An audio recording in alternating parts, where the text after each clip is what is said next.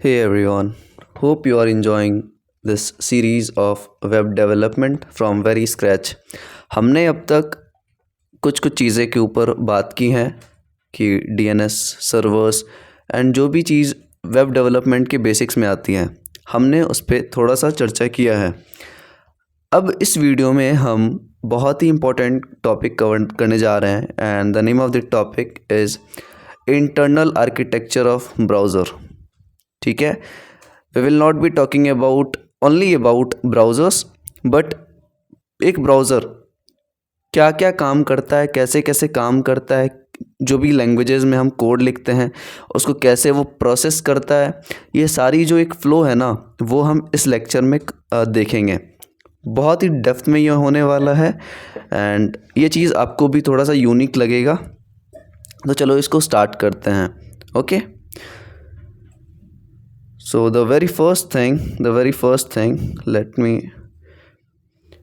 okay so the very first thing कि browser क्या होता है। तो जैसे हमने पहले लेक्चर में बात करी है कि browser is a way to connect. ठीक है, ब्राउज़र हमारे पास क्या होता है, एक जगह होता है। आपने अगर प्रीवियस लेक्चर देखा है सारा तो browser is just a place for us, एक ऐसा प्लेस है जहाँ पे हमारे पास जिसके थ्रू, ठीक है इसको इरेज करो, एक ऐसा प्लेस होता है जहाँ पे हम अपनी चीज़ों को क्या करते हैं, सर्च करते हैं। ठीक है, आपके पास एक सर्च बार होता है, आप सर्च करते हो एंड यहाँ पे कुछ चीज़ें होती है जिसके थ्रू हमें सर्वर से इंटरेक्ट करने के बाद हमें अपना डेटा मिलता है। इतना समझ आया? ओके, एंड ब्राउज़र पे हम क्या एक्सेस कर पाते हैं, वेब पेजेस, वेब डेटा को ही हम वेब पेजेस बोल सकते हैं। ओके, तो अब प्रोफेशनल टर्म्स में अगर हम देखें ब्राउज़र की डेफिनेशन, तो browser is a way to connect to internet. आप इंटरनेट से कनेक्ट करने का एक तरीका है ब्राउज़र एंड एक्सेस इन्फॉर्मेशन मतलब यही डेटा जो हमने अभी बात किया है, from around the world.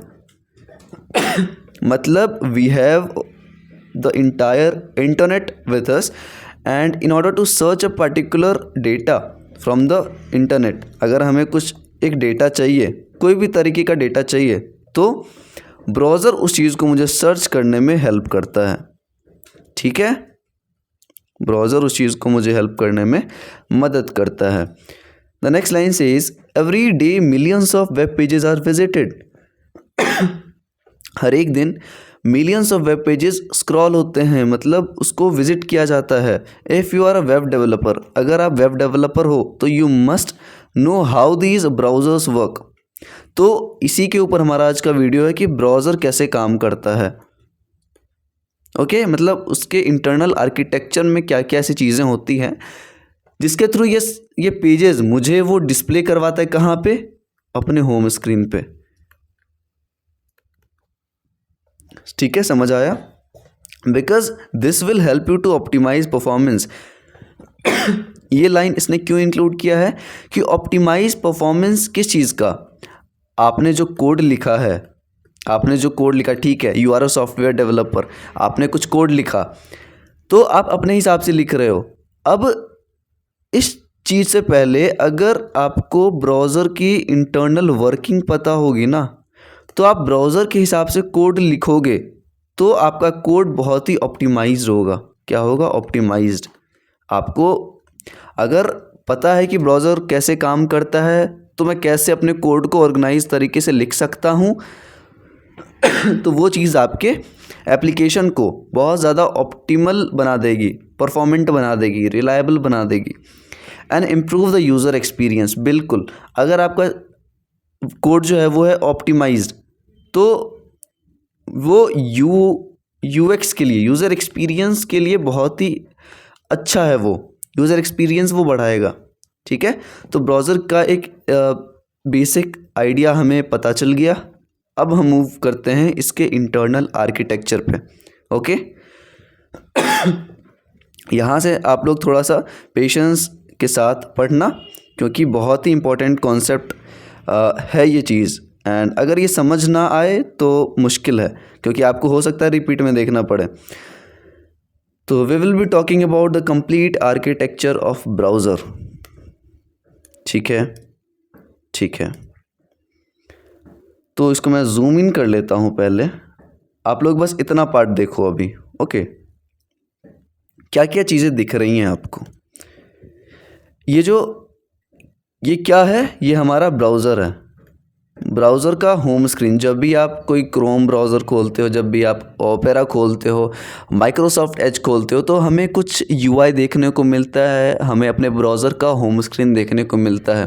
From where we can search our things. यहाँ पे हम क्या लिखते हैं?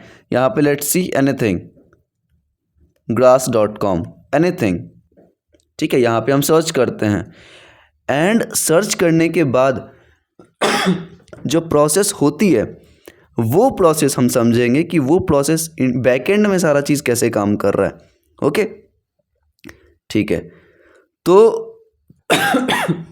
6 चीज़ें होती है इस आर्किटेक्चर में, कंप्लीट आर्किटेक्चर में। कितनी चीज़ें होती है? 6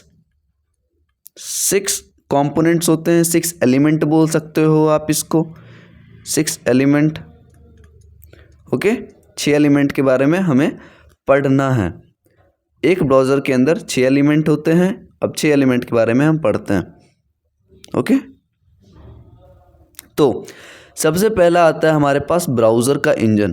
देखो काम हम बाद में समझेंगे, पहले हमें ये समझने की आवश्यकता है कि कंपोनेंट्स हैं और उन कंपोनेंट्स का नाम क्या क्या है, वो क्या करते हैं, वो तो बात की बात है। तो सबसे पहला कंपोनेंट जो है वो है ब्राउज़र का इंजन। ओके, ब्राउज़र का engine. Okay, this is our first component. Second component, अच्छा चलो इसको फर्स्ट मत दो, अभी इसको फर्स्ट मत टैग करो आप। फर्स्ट जो हमारा कंपोनेंट है ना, जो यहाँ पे नहीं लिखा है, वो है हमारा यूआई। आप जो भी देख पाते हो, आप जो भी एक ब्राउज़र पे देख पाते हो, होम स्क्रीन पे देख पाते हो, we call it as a UI, user interface. So consider this UI as our first component.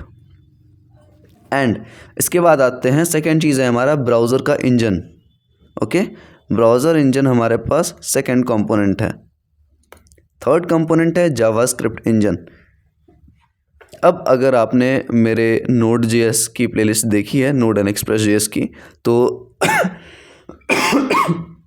Sorry, तो आपको ये जावास्क्रिप्ट इंजन के बारे में पता होगा, क्योंकि we have already discussed what do we mean by V8 engine and how V8 engine of JavaScript। V8 engine एक JavaScript engine है जिसके बारे में हमने ऑलरेडी पढ़ रखा है। ठीक है, तो if you are an experience developer और यू आर इन 3rd और 4th ईयर, तो आपने मेरा ये लेक्चर देखा होगा V8 इंजन के ऊपर। ठीक है, तो सेकेंड थर्ड चीज़ जो है वो है हमारे पास V8 इंजन। V8 इंजन नहीं, जावास्क्रिप्ट इंजन अभी के लिए बोलो, V8 हटा देता हूँ मैं। ओके, ठीक है। थर्ड चीज़ जो हमारे पास है वो क्या है? JavaScript engine. ओके, फोर्थ जो है वो है रेंडरिंग इंजन। रेंडरिंग का नाम से ही आपको समझ आ रहा होगा कि रेंडर करना, कोई चीज़ को रिटर्न करना, कोई चीज़ को डिस्प्ले करना किसी भी होम पेज पे, किसी भी ब्राउज़र पे। ठीक है, तो ये हो गया फोर्थ कंपोनेंट। फिफ्थ कंपोनेंट, आप बिना नेटवर्किंग के कुछ कर सकते हो क्या? बिना नेट के, बिना नेटवर्क के आप कुछ परफॉर्म ही नहीं कर सकते। So this is our fifth component. And the last component is the part of data storage, कि आपने सारा काम कर लिया। ठीक है, आपने हर चीज़ को प्रोसेस कर लिया, हर चीज़ को रेंडर करवा दिया, लेकिन आप कहीं ना कहीं अपने डेटा को स्टोर करके तो रखोगे। अब एक बात बताओ, टेल मी वन थिंग, कि यू हैव अ डेटा। ठीक है, ऐसे ही समझो कि मैंने कोई कोड लिखा। ओके, ब्राउज़र इस कोड को, चलो बैकएंड में कुछ कर रहा है, वो क्या कर रहा है? बैकएंड में कुछ कर रहा है काम। ठीक है, ब्राउज़र इस कोड को प्रोसेस करके डिस्प्ले करवाता है। कहाँ डिस्प्ले करवाता है? ब्राउज़र पे। ठीक है, मतलब ब्राउज़र इंटरनली काम करके कुछ हमें ये चीज़ डिस्प्ले करवा रहा है जो भी हमारे कोड में लिखा हुआ है। ओके, जो भी हमारे कोड में लिखा गया है। अब मेरे कोड में काफ़ी सारे ध्यान से समझना, मेरे कोड में काफ़ी सारे टैग्स हैं, मेरे कोड में काफ़ी सारे एलिमेंट्स हैं, CSS की प्रॉपर्टीज़ हैं, एट्रीब्यूट्स हैं, हमारे पास जावास्क्रिप्ट की मतलब कोई भी एक स्क्रिप्ट फाइल है हमारे पास। तो ये सब जो चीज़ें हैं ना, ये ब्राउज़र खुद में स्टोर करके रखता है। वो अभी हम देखेंगे, एक भी चीज़ छोड़ना नहीं है। तो डेटाबेस तो एक होना चाहिए where we can store our data, मतलब जो भी कोड है, जो भी इंटरनल प्रोसेस है, सारी चीज़ को एक जगह हम स्टोर करके रखेंगे। तो for that purpose we need a particular database. ठीक है, इतना समझ आ गया। अब एक एक करके देखते हैं। पहले बता रहा हूँ कि ये लेक्चर हो सकता है थोड़ा सा लंबा जाए, but will see each and everything in detail. तो UI के बारे में हम बाद में बात करेंगे, एंड UI से आप समझ सकते हो as this was considered as the first component of browser. ठीक है, तो इसको हम बाद में देखेंगे, इसको अभी के लिए सस्पेंड कर दो। सेकंड चीज़ जो आती है वो है ब्राउज़र की इंजन। इसके बारे में हम देखते हैं कि ये इंजन करता क्या है यार। The browser engine takes care of the most browser functionality इधर डायरेक्टली और इनडायरेक्टली। ठीक है, मतलब ब्राउज़र पे होने वाली, दिस इज़ आवर ब्राउज़र, इस पे होने वाली हर एक फंक्शंस, हर एक फंक्शनैलिटी, ठीक है, या तो अगर डायरेक्टली हो रही है फंक्शनैलिटी के अलावा आप क्या बोल सकते हो, हर एक काइंड के इंटरेक्शंस, आप ब्राउज़र के साथ कुछ भी कर रहे हो, ठीक है, तो कहीं ना कहीं ब्राउज़र इंजन उस चीज़ पे नज़र रखता है कि क्या चल रहा है मेरे अंडर। ओके, वेदर डायरेक्टली और इनडायरेक्टली। सो द फर्स्ट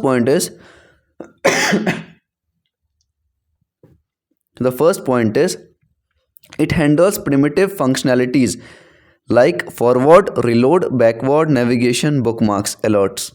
ठीक है, primitive functionality, ऐसे functionality like forward, reload,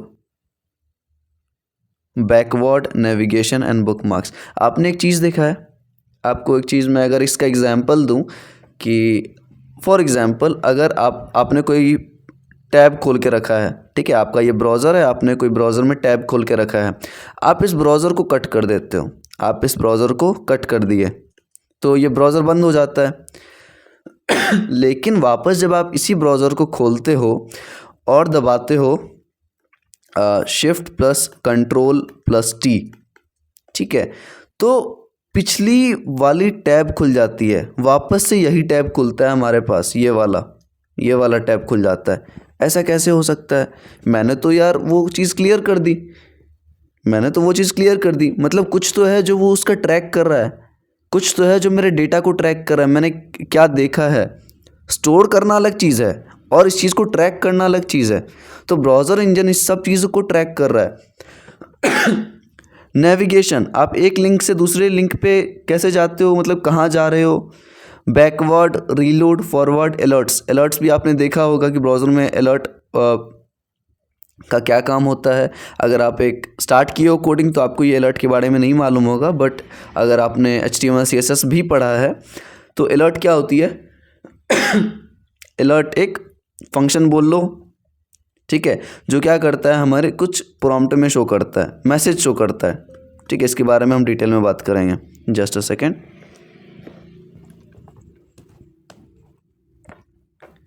ठीक है, इतना समझ आ गया। थर्ड पॉइंट क्या है हमारे पास, third point, let me clear this out. Okay, so the third point is any kind of user interactions on the screen will be communicated to the render engine. अब देखो, अब चीज़ें रिलेट करना start करो। अगर आप नोट्स नहीं बना रहे तो I will recommend making you the entire notes of the thing that we will be talking about. Okay, third thing कि सॉरी सेकेंड चीज़ कि जितनी भी इंटरेक्शंस होगी स्क्रीन पे, मैंने बोला था कि आप फंक्शनैलिटी को इंटरेक्शंस भी बोल सकते हो यहाँ पे, इंटरेक्शंस। ओके, इंटरेक्शंस, तो स्क्रीन पे जितनी भी इंटरेक्शंस हो रही हैं, ठीक है, उसको ब्राउज़र इंजन क्या करेगा ना, कम्युनिकेट करेगा। ये रहा मेरा ब्राउज़र इंजन, ध्यान से समझो, this is my browser engine and this is render engine. What is render engine भैया? What is this render engine? I've told you render engine is the fourth component of our browser. Browser का fourth component है render engine. हम आएंगे उस पे, लेकिन उससे पहले हम ये देखते हैं कि how these both are interrelated with each other. ठीक है, तो मैंने क्या बोला कि ब्राउज़र इंजन, ये मेरा क्या है, browser engine, and second thing is this is render engine, RE. तो ब्राउज़र इंजन क्या करेगा ना, रेंडर इंजन को बताएगा कि हाँ भाई इतने इंटरेक्शंस हुए हैं. इंटरेक्शन मतलब स्क्रीन पे आप कुछ भी करते हो तो so that thing is an interaction for browser engine. तो ब्राउज़र इंजन हमारे रेंडर इंजन को बताएगा कि ये चीज़ परफॉर्म हुआ है, यूज़र ये करने की कोशिश कर रहा है, whether to allow it or not, I don't know. Third thing, it uses the network layer to communicate with the server. देखो अभी कम्युनिकेट किससे कर रहा है, रेंडर इंजन से. तो इसका पहला कम्युनिकेशन हम ये मान के चलते हैं,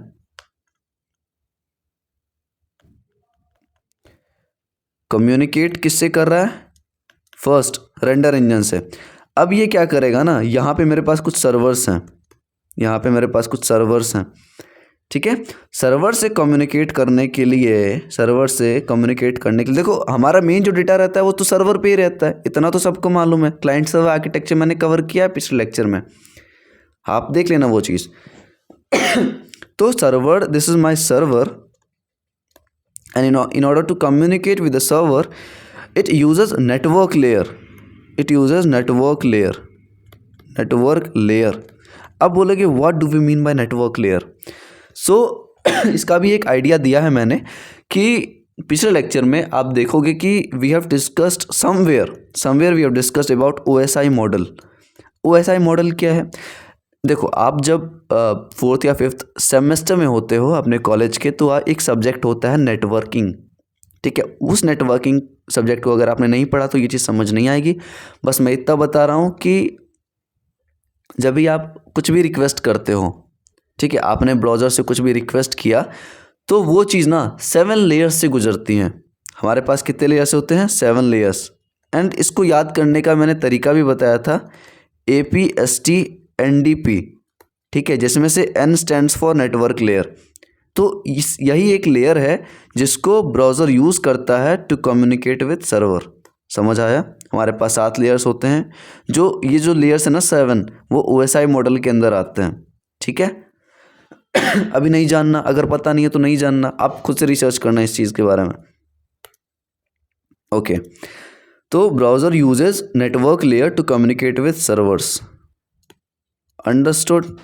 सो this is our second communication. First communication में वो रेंडर इंजन को भाई साहब बता रहा है, सेकेंड कम्युनिकेशन में वो सर्वर से बातें कर रहा है. ठीक है, इट मैनेजेस ब्राउजर्स एक्सटेंशन. अब ब्राउज़र इंजन का एक और काम है कि जितने भी एक्सटेंशंस हम इंक्लूड करते हैं, कहाँ पे, आप ब्राउज़र में देखोगे, चलो मैं दिखाता हूँ आपको. Wait for a while. And मैं ये रिकमेंड करूँगा, अभी जो एक्सटेंशंस मैं आपको दिखाने जा रहा हूँ वो काफ़ी ज़्यादा इंपॉर्टेंट है आपके लिए. देखो मैंने अपना ब्राउज़र खोला, हमें क्या शो हो रहा है, हमें एक होम पेज शो हो रहा है. ठीक है, एंड यहाँ पे आप जाओगे इस एक्सटेंशंस के ऊपर, तो आपको दिखेंगे कुछ एक्सटेंशन कुछ एक्सटेंशन आपको दिखेंगे जो आपको पूरे इंटायर वेब डेवलपमेंट में बहुत ज़्यादा काम देने वाली है. तो मैं इसको भी बता ही देता हूँ, भले लेक्चर थोड़ा सा लंबा हो सकता है, लेंदी हो सकता है. So the first thing is ad blocker. तो आपको पता ही होगा कि यूट्यूब आप स्क्रॉल करते हो, आप कोई वेब पेज स्क्रॉल करते हो तो बहुत सारे एडवर्टाइजमेंट्स आती हैं, उसको इग्नोर करना है तो एड ब्लॉकर इंस्टॉल करो. कोर्स का कॉन्सेप्ट मैंने एक सिंगल लेक्चर में बता रखा है कि what do we mean by CORS. आप मेरे प्लेलिस्ट पे जाओगे, रिएक्ट वाले प्लेलिस्ट पे जाना, आपको मिल जाएगा कोर्स. थर्ड चीज़ जो है वो है कलरज़िला क्या है, आप कोई भी वेब पेज पे जाते हो, आपको उसका कलर पसंद आता है, आप चाहते हो सेम कलर मुझे चाहिए, तो कलरज़िला खोलो आप एक्सटेंशन, एंड आप उस कलर को पिक कर सकते हो अपने लिए, आपको उस कलर का कलर कोड मिल जाएगा. फोर्थ चीज़ जो है हमारे पास ड्रॉ ऑन पेज. अगर मैं चाहता हूं कि इसी पेज पे आपको कुछ ड्रॉ करके दिखाऊं, जो ब्राउज़र मैंने खोल रखा है वहीं पे कुछ ड्रॉ करके दिखाऊं, मैं कुछ लिख के दिखाऊं, तो वो आप ड्रॉ ऑन पेज कर सकते हो. Font founder finder. तो यहाँ पे क्या है कि अगर आप कोई भी वेब पेज पे जाते हो, आपको उसका फॉन्ट पता करना है कि जो टेक्स्ट लिखी गई है उस पेज पे या वेब पेज पे वो कौन सा फॉन्ट है। काफ़ी सारे फॉन्ट्स हमारे पास हैं, ठीक है। तो इसके हेल्प से आप फॉन्ट को फाइंड कर सकते हो। फॉक्सीफाइड हटा दो, फ्री वीपीएन फ्रॉम क्रोम। मैं आपको ऐसी ऐसी वेबसाइट बताऊंगा जहाँ पे आपको अच्छे अच्छे प्रोजेक्ट्स मिल जाएंगे, और वो टोरेंट्स हैं, ठीक है। इसलिए टोरेंट्स जब आप एक्सेस करते हो तो वीपीएन होना चाहिए।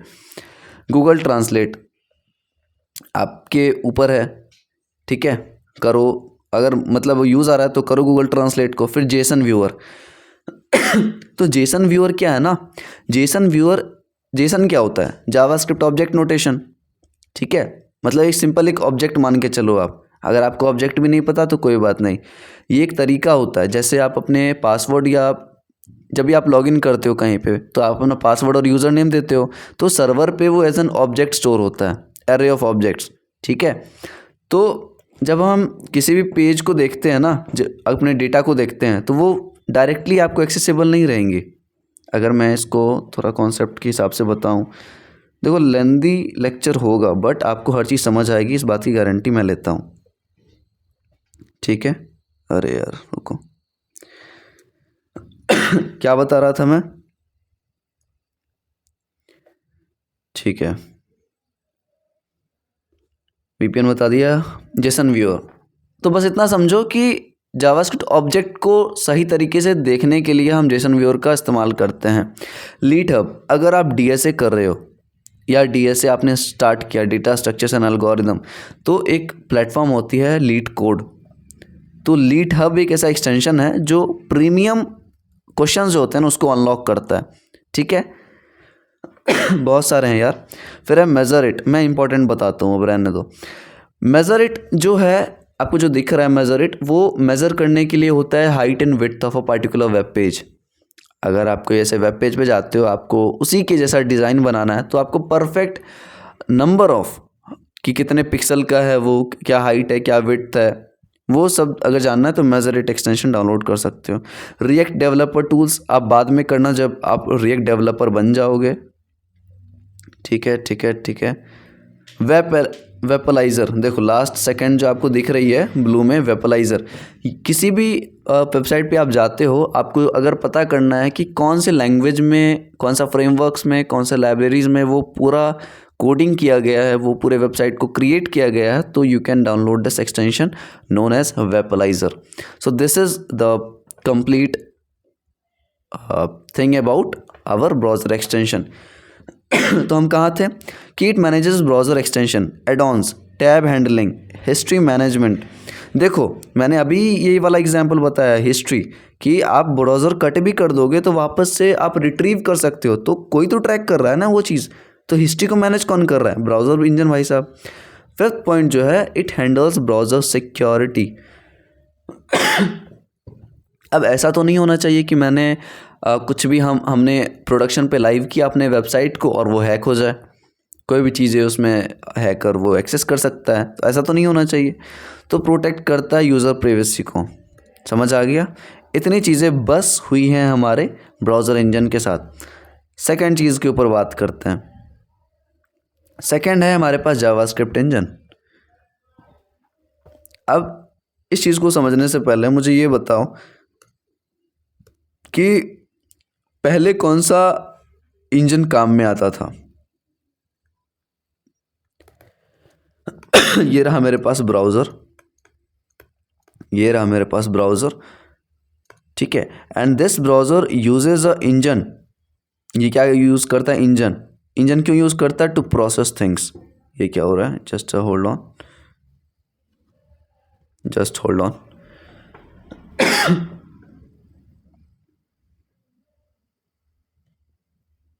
Okay, let me wait for this to load। Hope so कि थोड़ा सा समझ आ रहा होगा। आई डोंट नो कि कितना लेंदी होने वाला है, कितना ड्यूरेशन का होने वाला है, बट जो भी चीज़ें हम सीखेंगे ना वो इतना ज़्यादा इंपॉर्टेंट है हमारे लिए कि यू कैन चैलेंज एवरीवन कि yes I know this thing, कि how this flow of browser work, ठीक है। तो मेरा क्वेश्चन ये था आप लोगों से कि ब्राउज़र के अंदर ना कुछ इंजन होती है। क्यों होती है इंजन? क्योंकि भाई साहब वो सारी चीज़ को प्रोसेस करना चाहते हैं, सब चीज़ को उनको प्रोसेस करना है, तो उस प्रोसेस करने के लिए वो इंजन चाहते हैं। तो इंजन जो पहले यूज़ आता था ब्राउज़र के साथ, उसका नाम था स्पाइडर मोंकी। ठीक है, but now instead of spider monkey, because of newer functionality we use V8 engine. And ये जो इंजन लिखी गई है वो है जावास्क्रिप्ट में, JS। ठीक है, एंड इस पर हम बात करेंगे V8 इंजन के ऊपर। तो मेन यही है कि जावास्क्रिप्ट इंजन जो है वो V8 अभी बहुत ज़्यादा पॉपुलर है। जावास्क्रिप्ट जो इंजन है has 2 components, a memory head and a call stack. ठीक है, तो मैं रिकमेंड करूँगा इस पॉइंट पे आप V8 इंजन के बारे में देख ही लो तो ज़्यादा समझ आएगा आपको। ठीक है, या इस लेक्चर के बाद भी देख सकते हो। इतना समझ आ गया? Now let's move on. ठीक है, जावास्क्रिप्ट इंजन क्या करता है वो हम थोड़ा सा देख लेते हैं। All the JavaScript code is stored in the memory heap. अब 2 चीज़ें होती है, एक होता है इसके पास मेमोरी हीप बोल दो, हेड बोल दो, first cheese. And second is इसके पास एक कॉल स्टैक होता है। Okay, all the JavaScript code is stored in the memory heap. जितना भी कोड रहता है जावास्क्रिप्ट का वो एक मेमोरी हीप में स्टोर रहता है। Keep track of function calls and manages their execution order by first in first out manner. देखो ये रहा हमारे पास जावास्क्रिप्ट, इसके पास 2 कंपोनेंट है, एक है मेमोरी हीप, MH लिख रहा हूँ मैं, एंड सेकेंड थिंग इसके पास CS कॉल स्टैक है। ठीक है, तो जितने भी कोड आते हैं, जितने भी कोड है हमारे पास वो किस में आएंगे? मेमोरी हीप में आएंगे। ओके, एंड सेकेंड चीज़ जो है वो है कॉल स्टैक। तो जितने भी फंक्शन कॉल्स होंगे, ध्यान से समझना, जितने भी FC फंक्शन कॉल्स होंगे वो एक एक करके कहाँ पे आएंगे? कॉल स्टैक में आएंगे।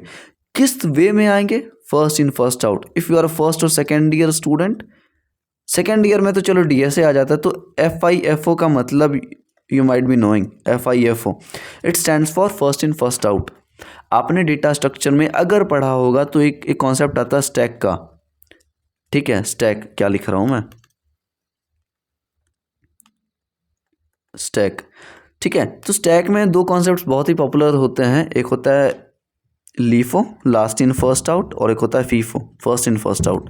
तो यहाँ पे हम FIFO का प्रयोग करेंगे, इस्तेमाल करेंगे टू इंटर। ये क्या है ना, ये मेथड्स हैं जिसके हेल्प से फंक्शन एक एक करके कॉल स्टैक में इंसर्ट होगा या फिर पॉप आउट होगा। पॉप आउट का मतलब कि उस कॉल स्टैक से निकल रहा है। समझ आ गया इतना? बढ़िया, आगे बढ़ते हैं हम। बढ़े आगे, इरेज कर लो यार, स्पेस कम पड़ रहा है। Okay okay okay, let's move ahead. JavaScript is a single threaded language. It executes one task at a time. Single thread का मतलब कि एक बार में एक काम होगा भाई साहब। Hence it won't be able to execute multiple tasks asynchronously. ठीक है, मतलब एक बार में अगर आप 10 काम दोगे तो वो एक एक करके प्रोसेस करेगा। ऐसा नहीं है कि 10 काम को एक बार ले लेगा और ज़्यादा टाइम खा रहा है हमारा, कुछ कॉम्प्लेक्सिटी इंक्रीज कर रहा है, नहीं, वो सिंगल थ्रेडेड है, एक एक करके काम करेगा। फिफ्थ जो पॉइंट है, JavaScript engine uses some browser provided features like set time out. अब देखो यहाँ पे कॉन्सेप्ट, अब देखो यहाँ पे आपको रिलेट करके बताऊँ मैं। अब यहाँ पे चीज़ें समझो, ब्राउजर प्रोवाइडेड फीचर, इसका मतलब समझो यार आप लोग। ब्राउजर प्रोवाइडेड फीचर का मतलब क्या समझ पा रहे हो? सिंपल टर्म्स में API समझो। APIs को, API क्या होती है? API mainly stands for application programming interface. Types बताओ, अगर मेरे लेक्चर्स देख रहे हो तो आप टाइप्स बता सकते हो आराम से। APIs कितने टाइप्स के होते हैं? टाइप्स तो बहुत सारे होते हैं, लेकिन मेनली कौन सा होता है? REST API, SOAP API, web sockets. याद आया कुछ प्रोटोकॉल्स जो हमने पढ़े हैं? तो फिलहाल छोड़ो। तो ब्राउज़र प्रोवाइडेड फीचर्स का मतलब API। तो ब्राउज़र के अंदर, ध्यान से समझो, ब्राउज़र के अंदर कुछ APIs हैं हमारे पास जो हमें मदद करते हैं to execute task asynchronously using a process called event loop. अब बोलोगे भैया मैंने इवेंट लूप नहीं पढ़ा, तो मैं बोलूँगा go to this V8 engine lecture, आपको इवेंट लूप क्या हर एक डिटेल में मिल जाएगा सारा चीज़, ठीक है। V8 इंजन का लेक्चर में जाओ, 2-3 लेक्चर हैं वहाँ पे, आप लोग वो चीज़ देख लो, ठीक है। समझ आया। तो ब्राउज़र क्या करता है ना, ब्राउज़र के पास कुछ APIs होती हैं एंड इस API को यूज़ करके वो सारा एसिंक्रोनस टास्क, एसिंक्रोनस का मतलब, सिंक्रोनस का मतलब क्या होता है, जो कभी भी हो सकता है। लाइक एसिंक्रोनस का अगर मैं बताऊँ ना, एसिंक्रोनस कोई भी काम, अगर आप कोई भी काम एसिंक्रोनसली परफॉर्म कर रहे हो तो मतलब आपको पता नहीं है वो कितना टाइम लेगा, ठीक है। अगर आप सिंक्रोनस वे में काम कर रहे हो तो वो कांस्टेंट टाइम लेता है, कांस्टेंट टाइम लेता है। तो जावास्क्रिप्ट तो कांस्टेंट टाइम में करता है सारा काम, लेकिन जब बात आती है एसिंक्रोनस की, मतलब कुछ ऐसे टास्क जिसमें कि उसको पता नहीं कि कितना टाइम लगेगा, तो वो किसकी हेल्प लेगा, वो उस API की हेल्प लेगा, ब्राउज़र APIs। ब्राउज़र APIs में कौन कौन से दे रखे हैं मेरे पास, set time out, fetch, DOM, API, HTTP। समझ आया। अगर आपको देखना है कि यार चलो मुझे APIs देखने हैं ब्राउज़र के, तो आ जाओ मैं दिखाता हूँ। खुली हुई है क्या, अच्छा वेट। आप यहाँ आ गए, ठीक है बढ़िया। आपको खोलना है इंस्पेक्ट नहीं होगा डायरेक्ट ये, अच्छा अच्छा अच्छा अच्छा, जस्ट वेट अ वाइल।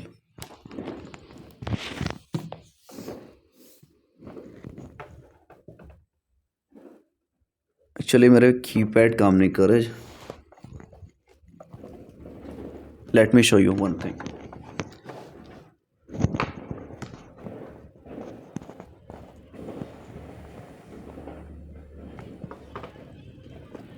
यहाँ पे आप लोग क्लिक करो कंट्रोल शिफ्ट और आई, ओके।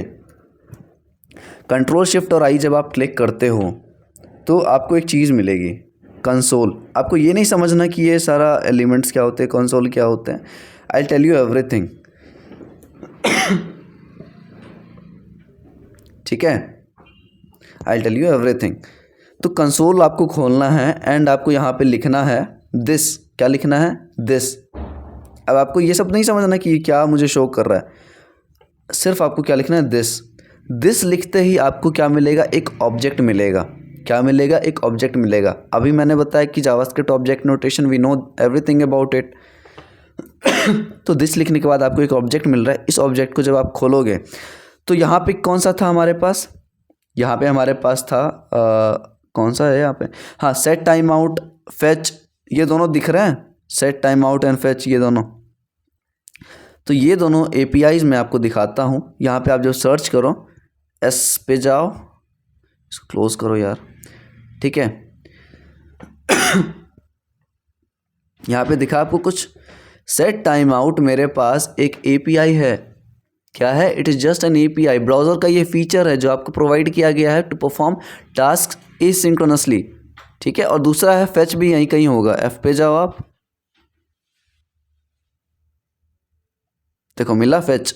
तो ये भी एक फंक्शन है जो चीज़ें, मतलब इसका फंक्शनैलिटी अभी मुझे जानना नहीं है, बस मैं ये दिखा रहा हूँ कि ब्राउज़र के अंदर इतनी सारी फीचर्स हैं। और ये फीचर्स किस लिए हैं, क्योंकि एसिंक्रोनस टास्क हम अच्छे से परफॉर्म कर सकें, ठीक है।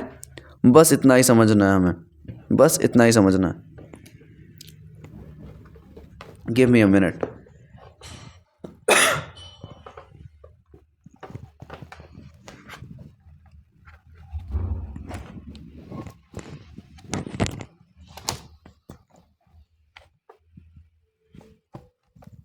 ओके, समझ आ गया।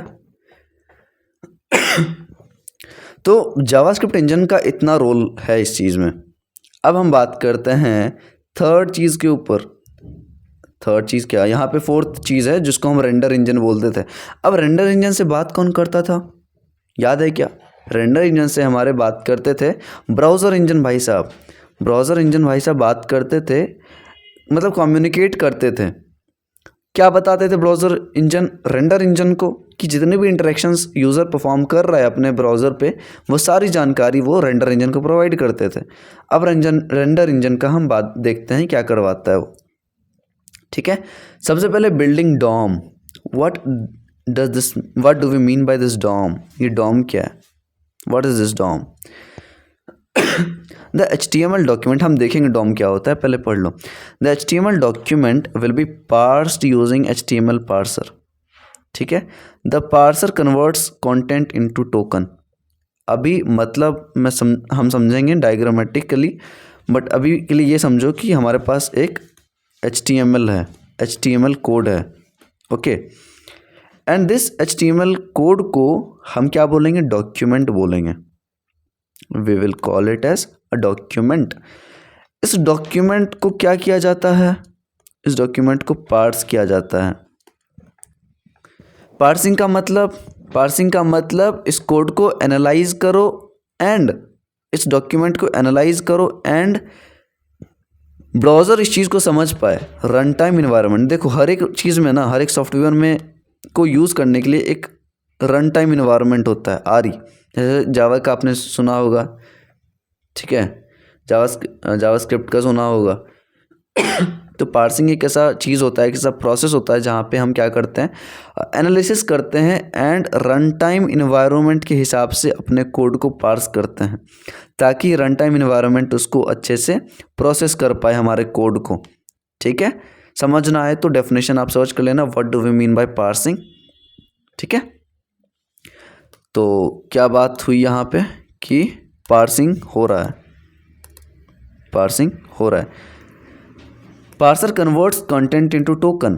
ठीक है, पार्सिंग हो गया। पार्सिंग करने से क्या हो जाएगा? जितने भी इस डॉक्यूमेंट में कंटेंट थे, क्या थे? कंटेंट। मुझे थोड़ा ऊपर करने दो इसको।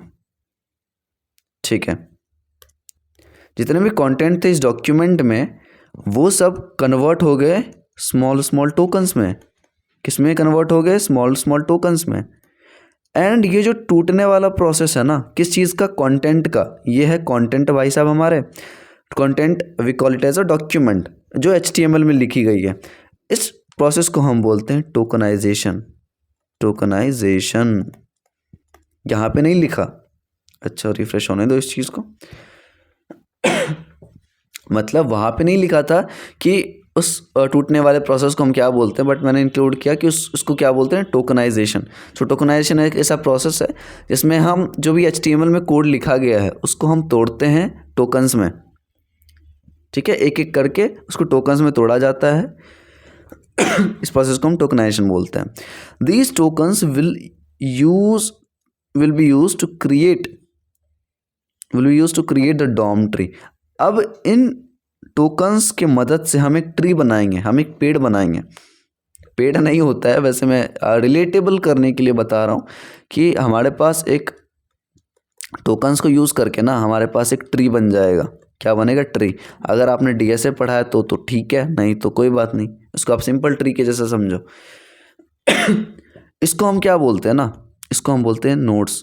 ये क्या हो रहा है यार? Just wait, I think this could be a network issue. Okay, no worries.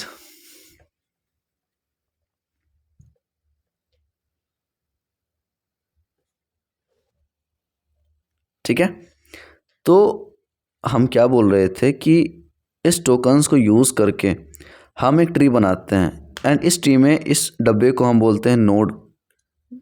We call it as node. ठीक है, इस नोड में क्या रहेगा? हमारा कंटेंट रहने वाला है। ठीक है, ध्यान से समझो, हमारे पास यहाँ पे कंटेंट था, इस कंटेंट को मैंने तोड़ के टोकन्स में कन्वर्ट किया,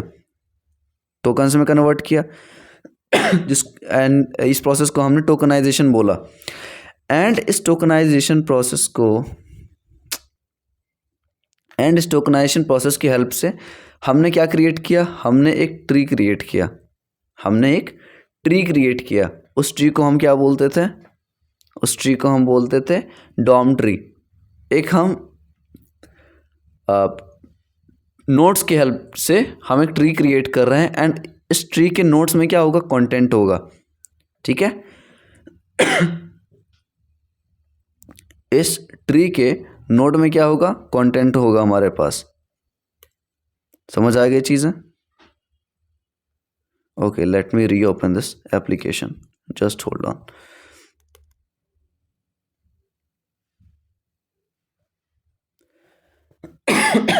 तो इतना समझ आ गया होगा कि 6 कंपोनेंट होते हैं ब्राउज़र में, ठीक है।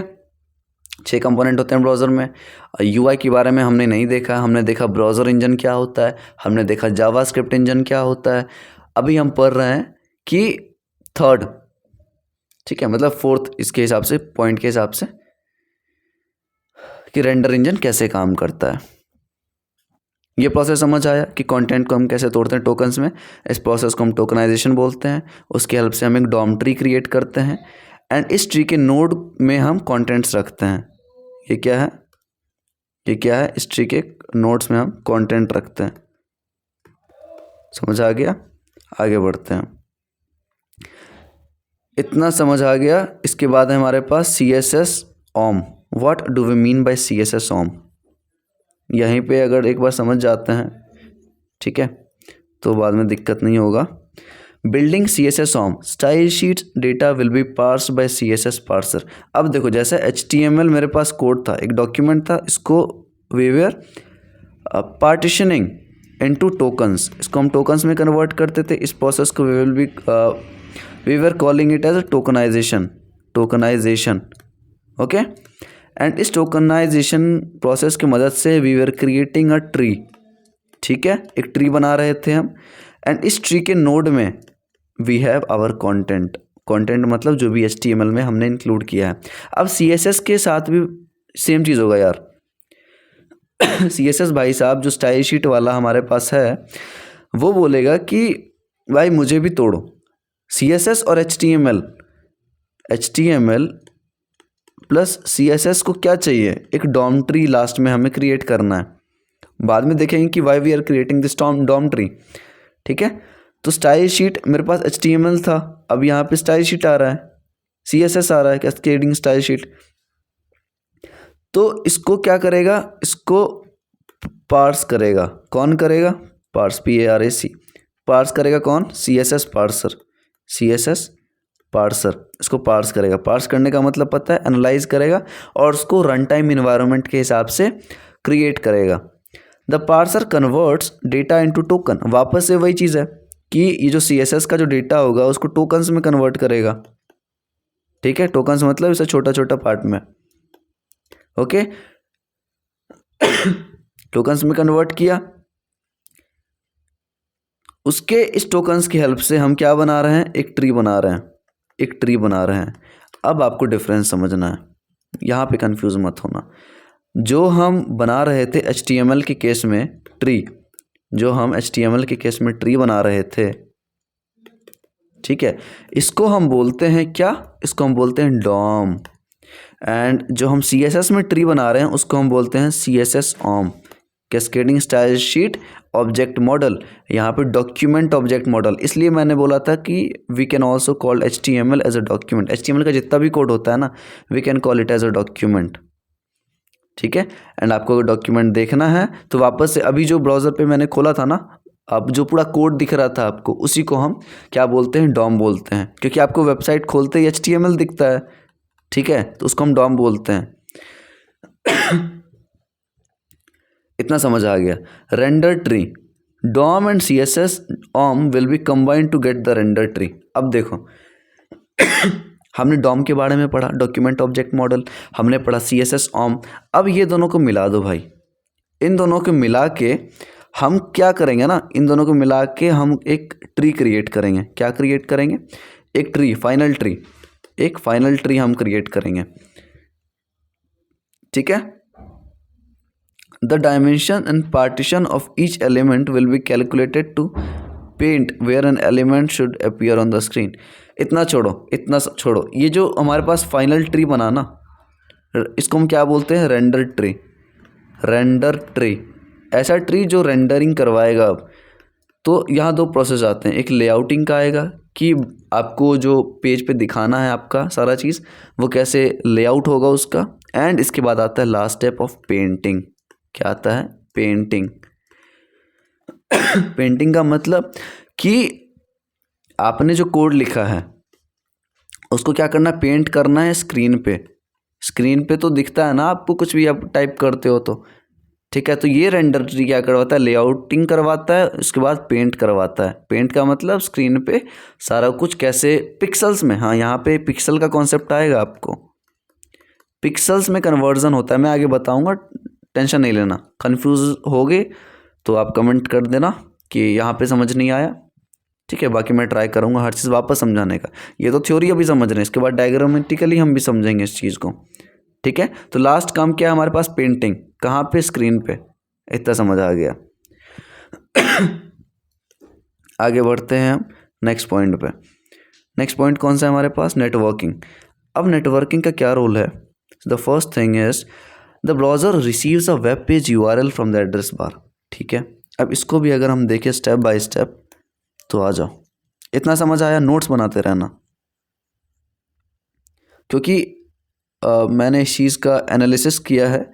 मैंने आप लोगों से क्वेश्चन भी किया था कि you are in which year of your college, तो काफ़ी लोगों ने बोला कि ग्रेजुएट हो गए हैं एंड काफ़ी लोगों ने बोला कि फ़र्स्ट ईयर। तो फर्स्ट ईयर एंड ग्रेजुएटेड लोगों के लिए ये सीरीज़ हैं, ठीक है। ये सीरीज़ तो नहीं बोल रहा हूँ, ये फर्स्ट ईयर के लिए ज़्यादा है। एंड ग्रेजुएटेड के लिए हमारी जो Node.js की एडवांस सीरीज़ चल रही है, माइक्रो सर्विस के ऊपर, काफका के ऊपर आने वाला है, कुबरनेटिस, डॉकर, ये सब ग्रेजुएटेड लोगों के लिए है, ठीक है। तो ये वैसे तो ये ब्राउज़र का रोड मैप सभी के लिए है, सभी देख सकते हैं इसको, ठीक है। चलो ज़्यादा बातें नहीं करना, अभी अपने को समझना है। तो जो फिफ्थ एलिमेंट है हमारे पास वो है एक, क्या है? नेटवर्किंग। नेटवर्किंग में क्या होता है? मेरे पास एक ब्राउज़र है, इस ब्राउज़र में हमारे पास रहता है एक search bar, we call it as a search bar, okay. इसमें मैंने क्या लिखा? एक यूआरएल। अब बोलोगे कि I don't know about URL, तो पिछले लेक्चर में जाओ, यूनिफाइड रिसोर्स लोकेटर के बारे में आप जानकारी प्राप्त कर लो, ओके। आप कुछ लिखते हो ब्राउज़र के सर्च बार में URL, network layer establishes the connection with DNS. अब देखो, सबसे पहले आपने ये लिखा यूआरएल ब्राउज़र में, एक हमारे पास रहता है डीएनएस। डीएनएस का नाम सुना है कभी पहले? नहीं सुना तो पिछले लेक्चर में जाओ। हर चीज़ के लिए मैं पिछले लेक्चर को ही रिकमेंड करूँगा, इसलिए मैंने बनाया है कि बेसिक्स में कोई भी दिक्कत परेशानी ना हो आपको। तो DNS mainly stands for domain name system. ये क्या करता है? मेरे पास जो भी डोमेन रहता है ना, जो भी मेरी चीज़ों का डोमेन रहेगा, मेरे वेबसाइट का डोमेन रहेगा, उसको कन्वर्ट कर देगा। उसके रिस्पेक्ट में मुझे एक आईपी प्रोवाइड करेगा। ये आईपी मीन्स इंटरनेट प्रोटोकॉल, ठीक है। इंटरनेट के कुछ सेट ऑफ रूल्स होते हैं, उसको हम इंटरनेट प्रोटोकॉल बोलते हैं, ठीक है।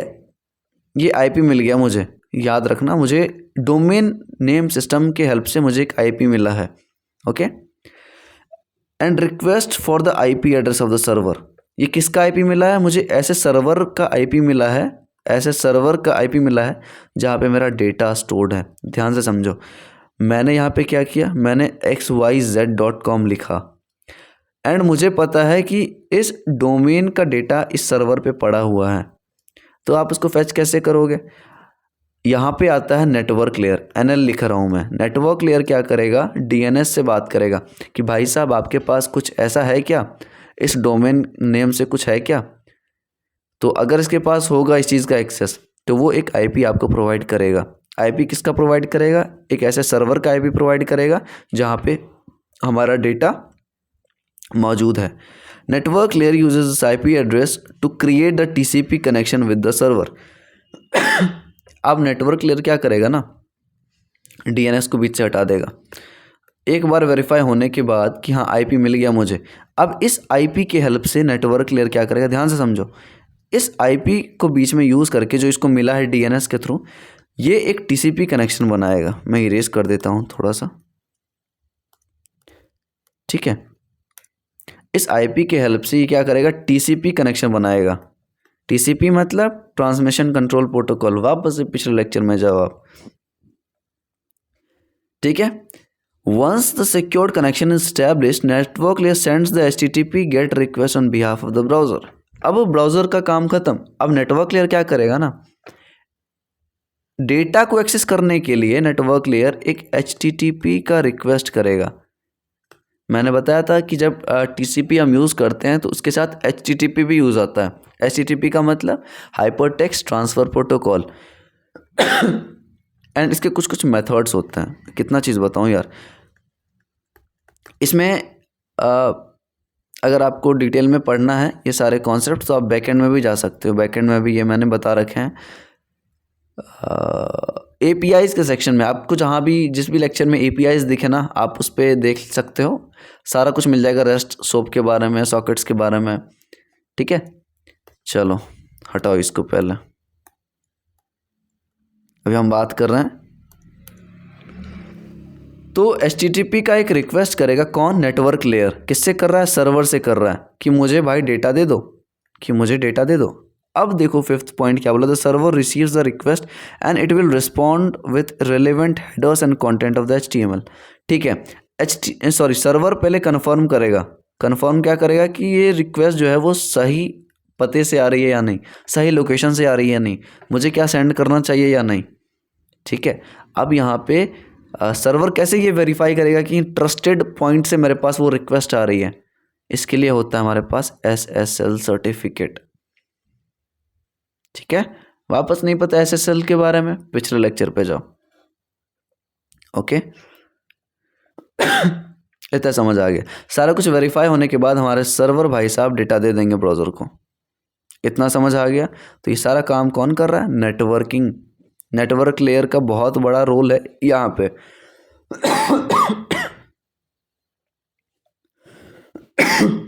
सॉरी, मूव करते हैं लास्ट पॉइंट के ऊपर. स्टोरेज. अब स्टोरेज का बहुत ही अच्छा कॉन्सेप्ट है कि storage is a persistence layer. मतलब परसिस्ट करना कि खुद में कुछ छुपा के रखना. This is used by the browser to save data locally. अगर लोकली डेटा को आपको सेव करना है, मतलब मान के चलो मेरे पास login and sign up button है जिसमें यूज़र नेम है आपका एंड पासवर्ड है. ठीक है, इस डेटा को मैं वेबसाइट पे ही लोकली स्टोर करना चाहता हूँ तो ये स्टोरेज वाला हमें मदद करेगा इस चीज़ में. ठीक है, कुकीज़. अब कितने तरीक़ों से ये कर सकता है. देखो, डेटा स्टोरेज एक ऐसा कॉन्सेप्ट है जो बहुत ही इंपॉर्टेंट है हमारे लिए. अगर आप बैकएंड में भी काम करोगे ना कल को जाके, तो आपको पता होना चाहिए कि फ्रंट एंड में हम स्टोर करेंगे, लोकल स्टोरेज यूज़ करना है, सेशन स्टोरेज यूज़ करना है, या फिर हम डेटाबेसेस यूज़ करें एज लाइक MongoDB और SQL. अगर छोटा डेटा है तो हम यूज़ कर सकते हैं ये सब, जैसे cookies, local storage, session storage. लेकिन जहाँ बात आती है बहुत large data, dynamic data, dynamic और अनस्ट्रक्चर्ड डेटा, तो इस केस में अभी आपको इसका मतलब समझने की आवश्यकता नहीं है. जो एडवांस ऑलरेडी डेवलपर हैं उनको ये समझ आ रहा होगा अनस्ट्रक्चर्ड का मतलब. तो अगर आपका डेटा ऐसा है कुछ डायनेमिक और अनस्ट्रक्चर्ड तो आप डेटाबेसेस का यूज़ करें. ठीक है, तो सबसे पहला कुकीज़ आता है. It will be use during communication between client and server. ठीक है, कुकीज़ कैसे इस्तेमाल होते हैं ये सब नहीं देखना, बस अपने को मेथड्स देखना है कि किन किन मेथड्स की हेल्प से we can store our thing. Second है local storage. It will be use to store the user data, state and authentication tokens. आप जब यूज़र को क्रिएट करते हो, यूज़र जब लॉगिन करता है कोई भी वेबसाइट पे, तो उसका एक टोकन जनरेट होता है. क्या जनरेट होता है? टोकन. ओके, तो ये सब चीज़ को ना हम स्टोर करके रखते हैं, ये सब डेटा को हम स्टोर करके रखते हैं. ओके, फिर थर्ड चीज़ आता है session storage. The data remains stored until the browser session is active. Local storage में क्या रहेगा? जब तक, यहाँ पे डिफरेंस समझो लोकल स्टोरेज और सेशन स्टोरेज में. लोकल स्टोरेज में ये है कि जब तक यूज़र डिलीट ना कर दे उस स्टोरेज को, जो भी वो स्टोर किया उसने, तब तक वो चीज़ हटेगी नहीं हमारे ब्राउज़र से. ठीक है, but while talking about session storage, the data जो स्टोर्ड है वो तभी तक स्टोर्ड है जब हमारा ब्राउज़र खुला हुआ है, जब हमारी वेबसाइट खुली हुई है. एक बार आप बंद कर दोगे तो सेशन टर्मिनेट हो जाएगा. टर्मिनेट मीन्स ख़त्म, टाटा बाय बाय, वो वाला सीन। ठीक है। फिर 3 सिस्टम है, index dB, file system and service worker. खुद से पढ़ लेना। ठीक है, इंपॉर्टेंट बस यही है, कुकीज़ हैं, लोकल स्टोरेज है, सेशन स्टोरेज है। हाँ, अगर लार्ज अमाउंट ऑफ डेटा को स्टोर करना है, स्ट्रक्चर डेटा इन ब्राउज़र, तो इंडेक्स डीबी का इस्तेमाल कर सकते हो। चलो तो ये था हमारा लेक्चर, बट ये तो बस शुरुआत है, आगे आगे देखते हैं। तो आप जब क्या करते हो, ये मेरा ब्राउज़र है, ब्राउज़र में आपने कुछ URL इंटर किया, कैसे सारा कुछ रिक्वेस्ट हो रहा है, उसमें 5 स्टेप्स आते हैं, 5 स्टेप्स। ठीक है, 5 या 6 स्टेप्स बोल लो। एंड यही वो स्टेप्स हैं जो आपको मदद करेंगे समझने में। अभी जो हमने समझा ना कि जब आप URL पे टाइप करते हो तो कैसे नेटवर्क लेयर आता है, कैसे वो कनेक्शन बनाता है सर्वर से, तो ये सब चीज़ें हमारे लिए इंपॉर्टेंट है। आप रिक्वेस्ट कर रहे हो तो वो एक TCP कनेक्शन बनाएगा सर्वर से। कहाँ से बना रहा है? सर्वर से बना रहा है। ओके, सर्वर डेटा देगा, डेटा को रेंडर करवाना है। रेंडर कहाँ करवाना है? हमें ब्राउज़र पे। इंटरनल वर्किंग हमने देख रखा है थ्योरी वाइज, प्रैक्टिकली भी देखेंगे अभी। तो ब्राउज़र पर रेंडर करवाना है, रेंडर के बाद हमें डेटा स्टोर करवाना है, परसिस्टेंस करवाना है। ठीक है, इतना समझ आ गया वर्किंग ओवरव्यू। अब हम बात करते हैं। ठीक है, स्टेप्स क्या क्या होते हैं। ब्राउज़र जो काम करता है, हमने कंपोनेंट देखे, कंपोनेंट और we can call it also as elements, the various 6 element of browser. Now let's talk about the 4 steps that we should know about the browser working model, कि ब्राउज़र काम कैसे करता है। उसमें 4 स्टेप्स होते हैं। यहाँ से आपको वापस से रिवीजन हो जाएगा डायग्राम देखने के बाद। ठीक है। तो 4 स्टेप्स हैं। रिक्वेस्ट, बंदा रिक्वेस्ट करता है, यूज़र रिक्वेस्ट करता है। ठीक है, जो डेटा उसने रिक्वेस्ट की है उसको रेंडर कैसे करवाना, जो उसने रिक्वेस्ट किया रेंडर कहाँ पे करवाना? ब्राउज़र पे करवाना। ठीक है, रेंडर के बैकएंड में काफ़ी सारे काम होती हैं जो ब्राउज़र हैंडल करता है। जो कंपोनेंट्स अभी हमने देखे हैं ना, बैकएंड पे वही सारे कंपोनेंट्स अभी काम करेंगे to render these things, to render the data. कहाँ डेटा करना है रेंडर? डिस्प्ले करना है कहाँ पे? ब्राउज़र पे। ठीक है, ब्राउज़र पे डिस्प्ले करने के बाद हमें स्टोर करके रखना है। क्या करना है? स्टोर सारे डेटा को। तो ये 4 स्टेप्स आते हैं, request, render, display and store, जो ब्राउज़र में बहुत ज़्यादा इंपॉर्टेंट है हमारे लिए।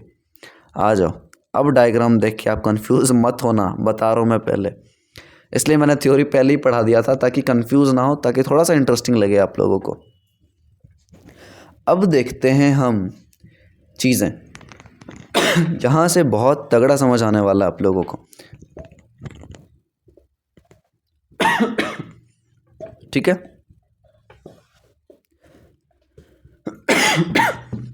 सॉरी, स्टार्ट करें। तो सबसे पहले यहाँ से एक एक करके देखते हैं ताकि कंफ्यूजिंग ना लगे। मैंने क्या किया, मैंने लिखा है anything.com, this is our browser. ये हमारे पास क्या है? ब्राउज़र है। हमने अपने ब्राउज़र में लिखा anything.com, तो क्या होगा उसके बाद? ओके, ये anything.com जो मैंने ब्राउज़र पे लिखा है, ब्राउज़र क्या बोलेगा? ब्राउज़र जाएगा सर्वर के पास। ठीक है, ब्राउज़र जाएगा सर्वर के पास। ये क्या है हमारे पास? सर्वर। ये बोलेगा सर्वर भाई साहब मुझे डेटा दे दो। तो यहाँ यही बोलेगा कि डेटा दे दो मुझे। कौन बोल रहा है? ब्राउज़र बोल रहा है। किसको बोल रहा है? सर्वर को बोल रहा है। We know our client server architecture, CS architecture. ठीक है, तो बीच में क्या क्या आ रही है चीज़ें। ठीक है, सबसे पहला तो सर्वर ये बोलेगा कि कौन सा इनक्रिप्शन यूज़ करना है ब्रो। इनक्रिप्शन मेथड होता है जब भी आप रिक्वेस्ट रिस्पॉन्स मॉडल पढ़ते हो ना क्लाइंट सर्वर आर्किटेक्चर में, तो सबसे पहला यही है कि इनक्रिप्शन। अब सिक्योरिटी तो हमारे पास बहुत ज़्यादा इंपॉर्टेंट है ना, सिक्योर रखना है आपकी चीज़ों को, जो भी शेयर कर रहे हो, जो भी रिक्वेस्ट रिस्पॉन्स में खेल रहे हो आप। तो कौन सा इनक्रिप्शन आपको यूज़ करना है? इनक्रिप्शन मेथड्स होते हैं काफ़ी सारे, एंड इनक्रिप्ट करने का ना कुछ मेथड्स अगर मैं बताऊं तो SHA आता है, ठीक है, बिक्रिप्ट आता है, SHA में कुछ इसका नंबर्स रहती है एंड अभी मुझे याद नहीं आ रहा, ठीक है। तो SHA और बिक्रिप्ट कुछ इनक्रिप्शन एल्गोरिदम्स होते हैं जिसको हम यूज़ करते हैं जनरली, ठीक है। SHA 512, I think 512 is the best जो हमने बैकएंड में यूज़ किया है। याद है क्या? एक भी स्टूडेंट को ये याद है क्या SHA 512 जो हमने बैकएंड में पढ़ा है? नहीं पढ़ा तो आप क्या करोगे ना, आप खोलोगे रिएक्ट का प्रोजेक्ट। मैं आपको देखना है तो मैं बता रहा हूँ, आपको खोजना है रिएक्ट का प्रोजेक्ट कोई सा भी। आपको जाना है पैकेज.json में, पैकेज.json। आपको पैकेज.json में मिलेगा इंटीग्रिटी नाम से कुछ, इंटीग्रिटी। एंड इंटीग्रिटी के पास आपको एक डबल कोट्स के अंदर मिलेगा ये नाम, फिर आपको समझ आएगा कि हाँ इंक्रिप्शन एल्गोरिदम कौन सा यूज़ कर रहा है, ठीक है। तो ये मैं ऐसे ही बताया नॉलेज के लिए, फिलहाल भटकते नहीं हैं, अपने कॉन्सेप्ट पे आते हैं। ठीक है, तो कौन सा इंक्रिप्शन यूज़ करना है ब्रो, वो सब ये डिसाइड करेगा। ओके, अब डिजिटल सर्टिफिकेट अभी नहीं देखना है, ये दूसरा कॉन्सेप्ट है, ये हम बाद में आएंगे।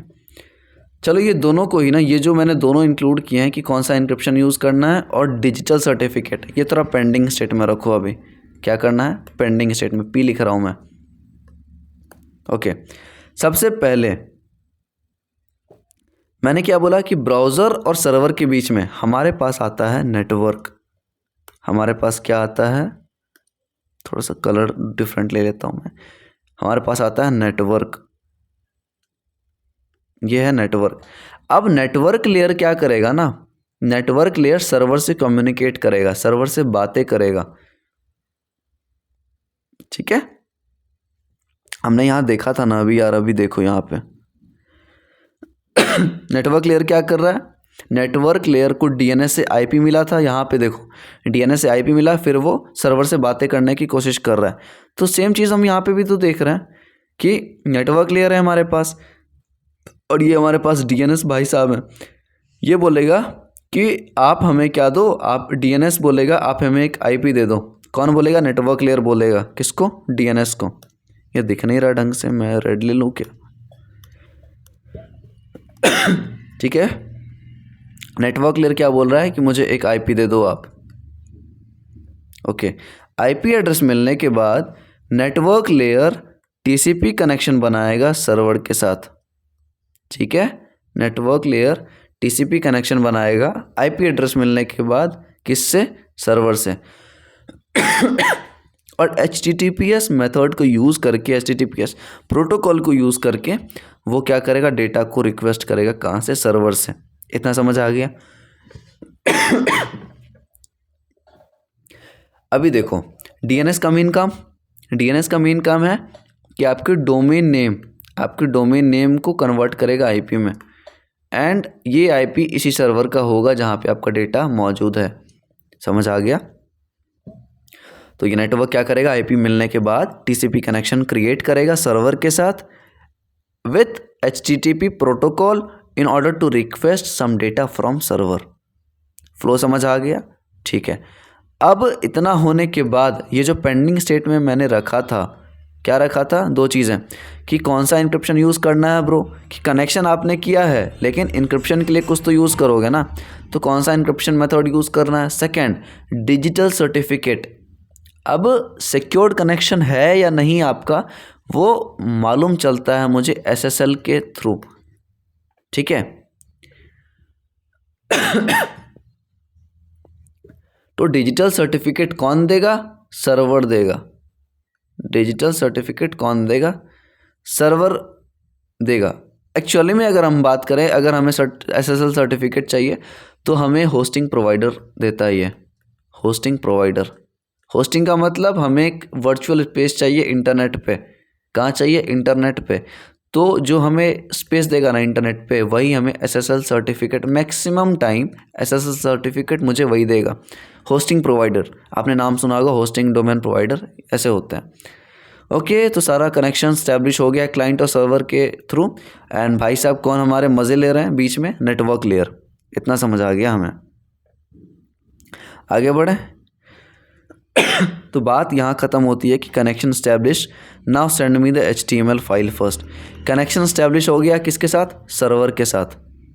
सर्वर के साथ कनेक्शन स्टैब्लिश हो चुका है।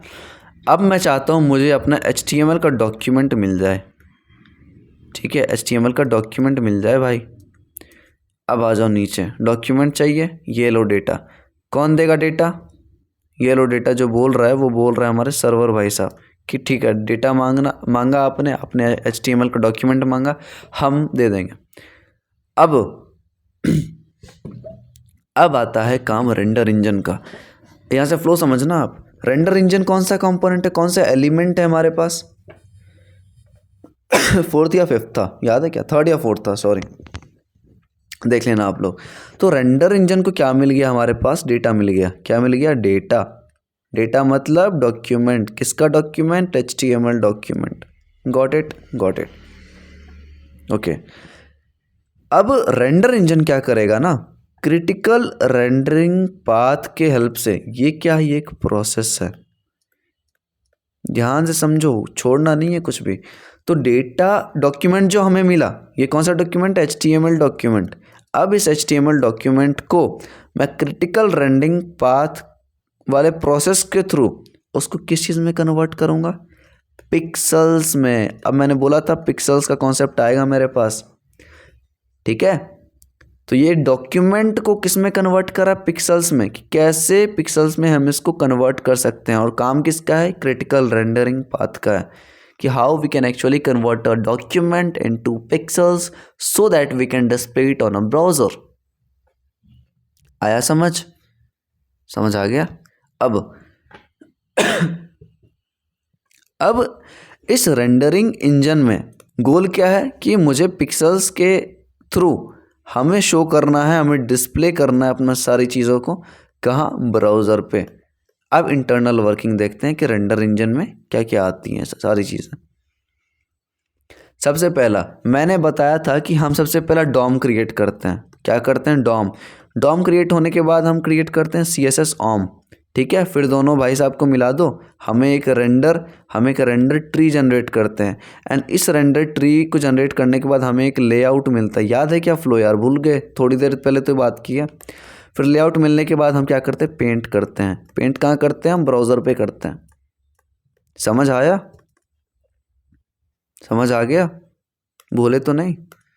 चलो आगे बढ़ा जाए। ठीक है।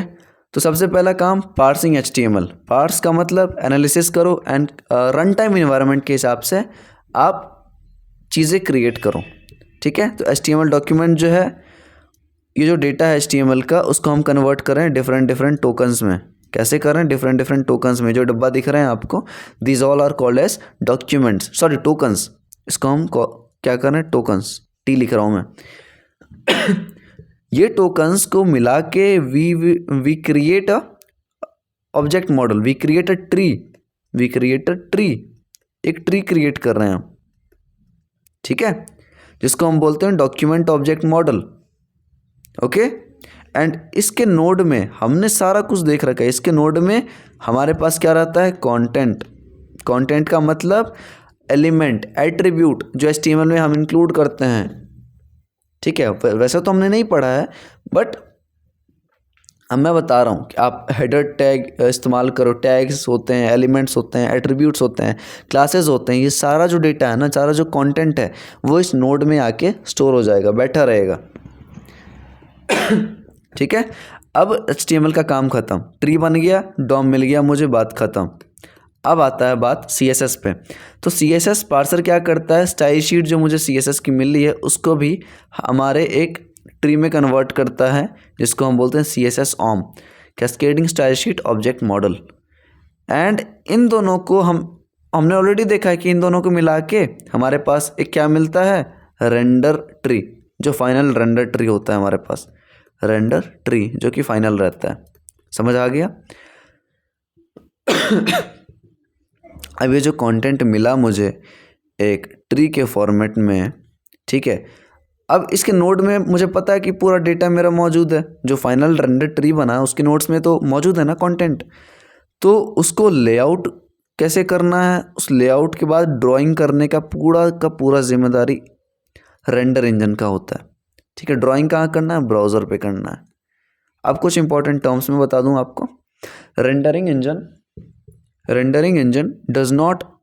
Does this chunk by chunk, मतलब टुकड़ों में तोड़ के उसको करता है काम। ये पूरे काम को टुकड़ों में तोड़ के करेगा।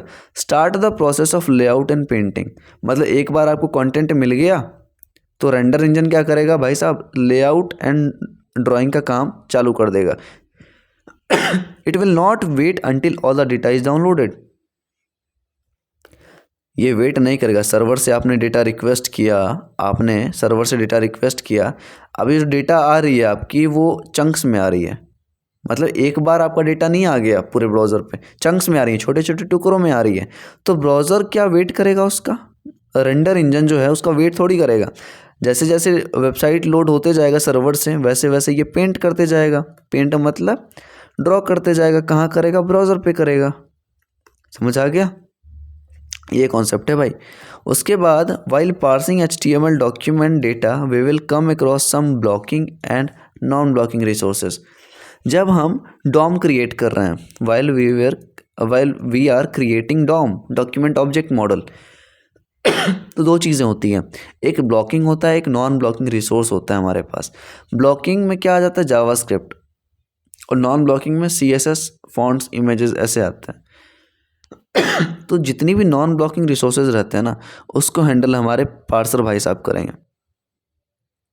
ठीक है, एंड जितने भी ब्लॉकिंग रिसोर्सेज हैं उसको कौन देखता है, उसको इंजन देखती है, जावास्क्रिप्ट इंजन। जो भी ब्लॉकिंग रिसोर्सेज हैं, ब्लॉकिंग रिसोर्सेज मतलब कि आपको पता नहीं है कौन सा चीज़, लाइक आप API कॉल कर रहे हो तो आपको पता नहीं है कि कितने सेकंड बाद वो API एक्चुअली कॉल होगी, तो ये ब्लॉक ही तो है। आप API के चक्कर में दूसरा आपका ऑपरेशन रोक के थोड़ी बैठोगे, स्टॉप करके थोड़ी बैठोगे, आपका काम तो चलते रहना चाहिए। तो ये चीज़ ब्लॉकिंग रिसोर्सेज को हैंडल करने के लिए we have JavaScript engine, and the popular JavaScript engine name is V8। ठीक है, and we have already seen a particular lecture on V8 engine, go watch that video again. और कुछ है क्या, ओके। डिस्प्ले और स्टोर का part रह गया। डिस्प्ले में क्या होता है, it handles functionalities like forward, reload, backward, navigation, bookmark, alert. पता है डिस्प्ले में क्या होता है, ऑलरेडी हमने बात करी है। Interaction on the screen will be communicated to the render engine, कौन बताएगा, ब्राउज़र इंजन। याद है क्या, ब्राउज़र इंजन BE बताता था हमारे पास RE को, रेंडर इंजन को। It handles browser security, uses the network layer to communicate with the server. Browser engine एक तो बात करता था हमारे पास रेंडर इंजन से, और दूसरा बात करता था ये हमारे पास सर्वर से। ठीक है, मैनेजेस ब्राउज़र एक्सटेंशन, मैंने एक्सटेंशन के बारे में भी बताया आपको। फिर हमने बात करी स्टोरेज की।